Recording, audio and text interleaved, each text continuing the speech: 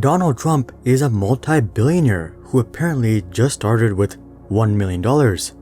Standing at approximately $2.5 billion today, Donald Trump has seemingly produced a 2,500x return throughout his business career. Though that does sound impressive, is that actually a phenomenal return, or would Trump have just been better off throwing his father's $1 million at the S&P 500 and calling it a day?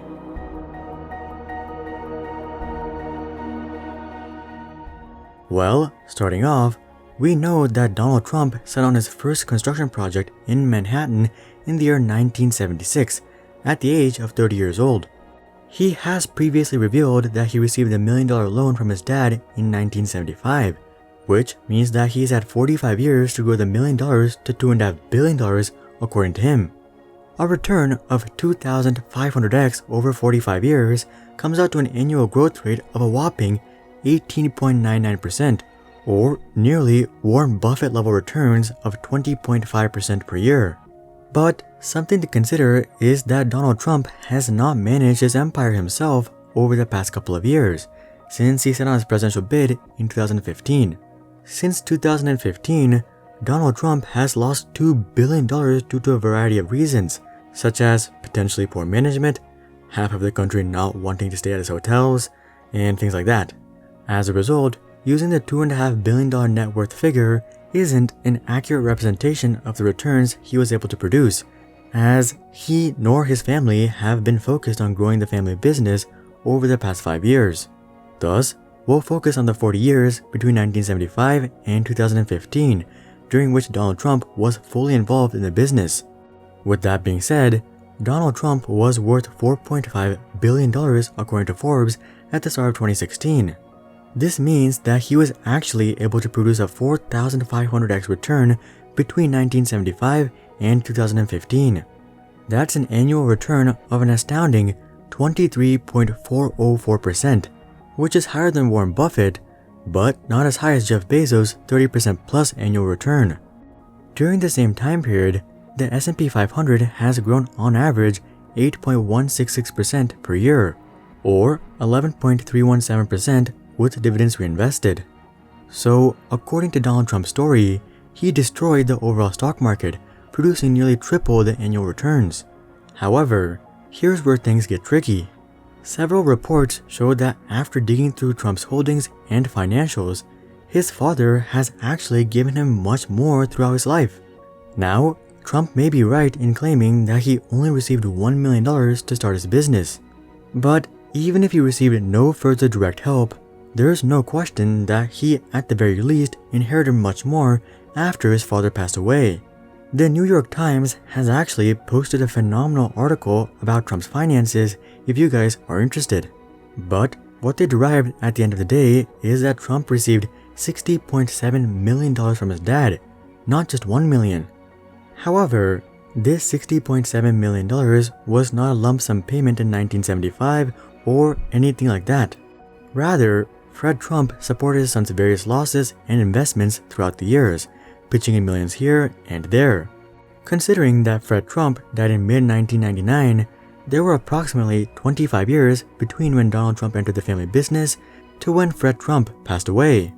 Assuming that the first 5 years were decently smooth, as Donald Trump didn't delve into large money-losing projects till the 1980s, we'll say that the $60.7 million that Fred gave Donald was evenly split over the approximately 20 years between 1980 and 2000.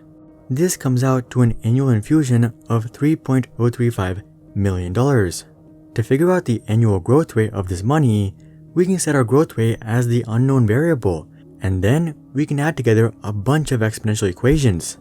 First, we of course have the original $1 million, which has 45 years to grow.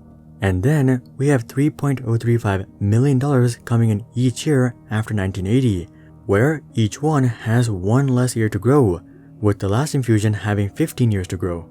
Looking at when this graph intersects with 4,500 millions, we'll see that this occurs at x equals 1.164. In other words, the average growth rate Donald Trump has produced between 1975 and 2015 is still 16.4% annually. But That's still not quite accurate, as that's just the money that Fred Trump gave Donald when he was alive. We still have the inheritance that Donald Trump received after his death. When Fred Trump passed away, he left behind hundreds of millions for his children, out of which 177.3 million would find its way to Donald Trump in May of 2004. Now, that's a lot of money, and he received it all in cash. So, we need to keep in mind that it would take time for him to actually get this money invested. Even if he invested $50 million of that per year, it would take him 3 to 4 years to actually get that money working for him. However, to estimate his return conservatively, we'll say that he was able to deploy all of this money by the end of 2005, which would give him 10 years of growth. Adjusting the graphs to reflect this, we'll see that this doesn't actually affect his annual return too much, as this inheritance came in so late in comparison to his investment journey.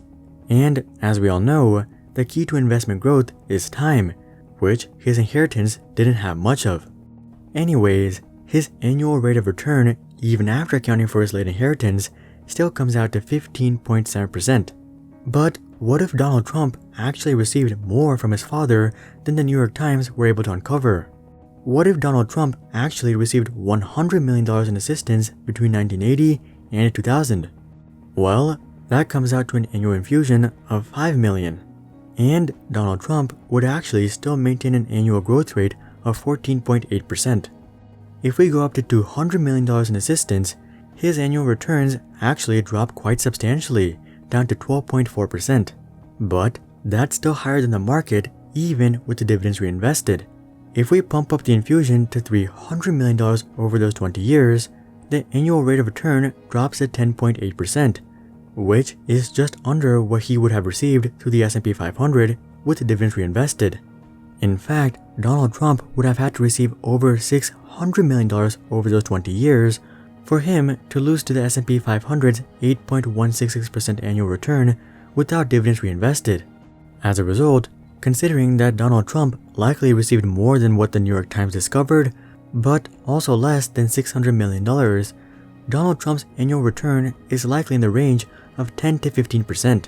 So yes, Donald Trump likely did beat the market, but not by insane numbers like 20 to 30% as he likes to suggest. This conclusion is supported by the New York Times as well, who estimate that Donald Trump would have $1.96 billion today if he had just invested the money his father gave him into the S&P 500. And as we established at the beginning of the video, Donald Trump does have more than $1.96 billion today, and over double that 5 years ago. So it's safe to conclude that he did not lose to the market, but at the same time, he could have just laid back and cashed out of about $2 billion by doing nothing. When we're dealing with such large numbers, it's hard to actually understand how much growth Donald Trump was responsible for. So let's scale down the numbers to get a better understanding. If we assume that Donald Trump's actual average annual return was between 10 and 15% at 12.5%, over 40 years, that comes out to a 111.2x return. As a result, if Donald Trump were to have started with a more reasonable average person amount of $10,000 in the year 1975, and if he was able to invest $10,000 per year into his business, with this growth rate of 12.5%, he would have had about $10 million in 2015. He likely would have been able to invest more into his business as it started to pick up traction. So if Donald Trump didn't get any financial help from his father, and he followed the same path, he'd likely still be looking at an empire worth tens of millions, with the best case scenario being a few hundred million. So Donald Trump likely would not be a billionaire today without the assistance he received from his father. However, one major aspect that should be taken into consideration is that Donald Trump didn't grow a public company like Amazon or Microsoft or Apple in the tech sector. Rather, he was involved in the real estate sector, and more specifically, commercial luxury real estate. And when it comes to real estate, these returns are actually extremely impressive. If we take a look at historic housing prices in New York City between 1974 and 2006, we'll see that for the most part, the housing market didn't see much appreciation. We did see a nice increase in the 1980s, but exponential growth in New York City didn't really start till the year 2000. Over the last 20 years, however, the appreciation rate has thrived, with overall appreciation standing at 141%. That translates to an annual appreciation rate of a solid 4.5%. So, in comparison to real estate appreciation, Donald Trump actually performed 2 to 3 times better. Of course, real estate appreciation does not account for any profit that he likely got from the buildings themselves. At the end of the day, Donald Trump did receive significant help from his father, much more than he admits to. However, at the same time, Donald Trump also deserves more credit than most people give him, as he did grow his inheritance exponentially. And he did end up beating the market, but the S&P 500 likely would have been much safer and a more stress-free bet. What do you guys think about Trump's journey? Comment that down below. Also, if you guys enjoyed the depth of this analysis, then make sure to drop a like, and consider joining our Discord community to suggest future video ideas. And of course, consider subscribing to see more questions logically answered. But until then, I'm Hari, and I'll see you guys on the next one.